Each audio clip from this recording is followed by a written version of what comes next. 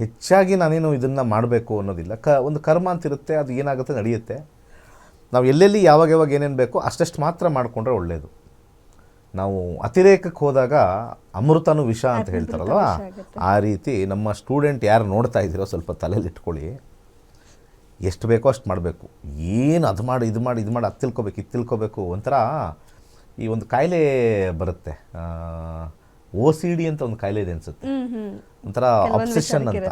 Obsession ಅನ್ನೋ ಒಂದು ಕಾಯಿಲೆ ಕೆಲವ್ರಿಗೆ ಜ್ಯೋತಿಷ್ಯದಲ್ಲಿ ಅದು 5ನೇ ಮನೆ ಸ್ವಲ್ಪ ಅಬ್ಸೆಷನ್ ಕೊಡುತ್ತೆ, ಕೆಲವು 8ನೇ ಮನೆ ಮತ್ತು 12ನೇ ಮನೆ ಅಬ್ಸೆಷನ್ ಕೊಡುತ್ತೆ.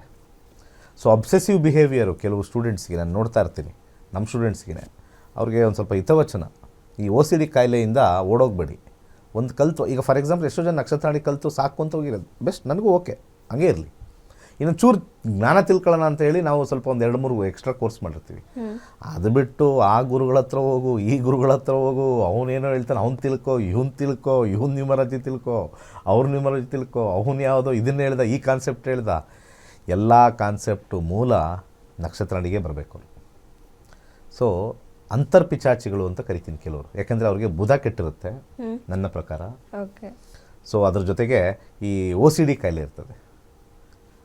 ಒಂದು ಕಡೆ ಇದ್ದು ಒಂದೇ ಕಲಿತಾ ಇದ್ರೆ ಓಕೆ ಫೈನ್, ಅದೇ ಸಿಸ್ಟಮಲ್ಲೇ ಹೋಗಬೇಕು. ಸೊ ಸಿಸ್ಟಮ್ ಬದಲಾಗಬಾರ್ದು. ಸೊ ಇದನ್ನು ಯೆಲ್ಲೋ ಕಲರ್ ಸ್ಕೆಚ್ ಪೆನ್ನಲ್ಲಿ ಗುರುವಾರದ ದಿವಸ ಬೆಳಿಗ್ಗೆ 6ರಿಂದ 7:30 ಒಳಗಡೆ ಪ್ರಾತಃ ಕಾಲ ಅಂತ ನಾವೇನು ಕರಿತೀವಿ, ಅಥವಾ ಪ್ರಾತಃ ಕಾಲ ಆದಮೇಲೆ ಉಷಯ ಕಾಲ ಅಂತ ಎಲ್ಲ 3-4 ಹೇಳ್ತೀವಿ.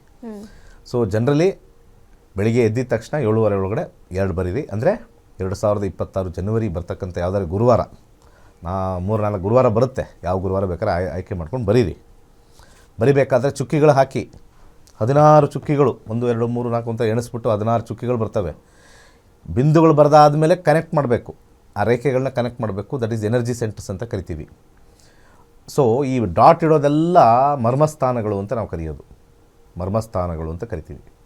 ಮರ್ಮಸ್ಥಾನಕ್ಕೆ ನಾವು ರೇಖಾಂಶನ ಬಿಂದುಗಳನ್ನು ಹಾಗಾಕ್ತೀವಿ. You are creating an energy field ಅಂತ ನಾವು ಕರಿತೀವಿ.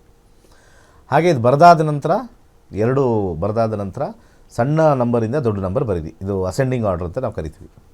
ಅದಾದ ನಂತರ ಇದನ್ನು ಸಂಜೆ ವೇಳೆಗೆ ದೇವ್ರ ಹತ್ರ ಇಡೀ ಎಲ್ಲರೂ ಇಟ್ಕೊಳ್ಳಿ. ಸಂಜೆ 6 ಗಂಟೆ ಆದಮೇಲೆ ಒಂದು ಸುಡಬೇಕು. ಅಂದರೆ ಏನಕ್ಕೆ ಸುಡಬೇಕು ಅಂತ ಯಾವಾಗಲೂ ಹೇಳ್ತಾ ಇರ್ತೀನಿ, ಪಂಚಭೂತಗಳಲ್ಲಿ ಲೀನ ಆಗಬೇಕು. ಅದಾದ ನಂತರ ಇನ್ನೊಂದು ಕ್ಯಾಶ್ ಬಾಕ್ಸಲ್ಲಿ, ನಾನು ಏನೇನೋ ಹೇಳಿದ್ದೀನಿ, ಯಾಕೆ ಇಂದಿನ ಸಂಚಿಕೆಯಲ್ಲಿ ಯಾಕೆ ಕ್ಯಾಶ್ ಬಾಕ್ಸ್ ಅಂತ ಹೆಚ್ಚು ಜನ ಮುಟ್ಟದೇ ಇರಲಿ ಅಂತಲ್ಲಿ, ಅಲ್ಲಿ ಸ್ವಲ್ಪ ಸ್ಟ್ರಾಂಗ್ ಆಗಿರಲಿ ಅಂತ. ಯಾಕೆ ಸರ್ ಬೇರೆ ಕಡೆ ಇಟ್ಟರೆ ಆಗಲ್ವ ಅಂತ. ಎಲ್ಲಿ ಮುಟ್ಟಲ್ವೋ ನಿಮಗೆ ಡ್ರಾಯರ್ ಇದ್ದರೆ ಡ್ರಾಯರ್ಲ್ಲಿ ಹಾಕ್ಕೊಳ್ಳಿ, ಯಾವ್ದಾರು ಒಂದು ಕಬೋರ್ಡಲ್ಲಿ ಹಾಕ್ಕೊಳ್ಳಿ, ಅಥವಾ ಯಾವ್ದಾರು ಒಂದು ಕಡೆ ನಾವು ಯಾವ್ದಾದ್ರು ಡಬ್ಬಿಲಿ ಹಾಕ್ತೀವಿ ಸರ್ ಅಂತ ಹೇಳ್ತೀವಿ, ಡಬ್ಬಿಲಿ ಹಾಕ್ಕೊಳ್ಳಿ. ಓಕೆ, ಅಡುಗೆ ಮನೇಲಿ ಇಡ್ತೀವಿ ಸರ್, ಯಾರು ಮುಟ್ಟಲ್ಲ ಅಂದರೆ ಇಟ್ಕೊಳ್ಳಿ. So it is just near you ಅಂತ, ವೈಬ್ರೇಷನ್ ನಿಯರ್ ಯು. ಇಷ್ಟು ಮಾಡಿ 2026 7 ಸೀರೀಸ್ ಅವ್ರಿಗೆ 7, 16, 25 ಹುಟ್ಟಿರೋರಿಗೆ ಉತ್ತಮವಾಗಿರ್ತಕ್ಕಂಥ ಸಮಯ ನಿಮ್ದಾಗಿಸ್ಕೊಡಿ. ಒಳ್ಳೆಯದಾಗಲಿ. ಓಕೆ, 7ನೇ ತಾರೀಕು ಅವ್ರು ಏನು ಮಾಡಿದ್ರು ಅಂತ ತಿಳಿಸ್ಕೊಟ್ರು. ಓಕೆ ಗುರುಜಿ, ಮುಂದುವರ್ಸೋಣ, ಒಂದು ಬ್ರೇಕ್ ತಗೊಳ್ಳೋಣ. ಜ್ಯೋತಿಷ್ಯ ಶಾಸ್ತ್ರ ಹಾಗೆ ವಾಸ್ತುಶಾಸ್ತ್ರದ ಕ್ಲಾಸಸ್ಸಲ್ಲಿ ನೀವು ಯಾವೆಲ್ಲ ವಿಚಾರಗಳ ಬಗ್ಗೆ ತಿಳ್ಕೊತೀರಾ ಅಂತ ಈ ವಿಡಿಯೋದಲ್ಲಿದೆ, ನೋಡ್ಕೊಂಡು ಬನ್ನಿ.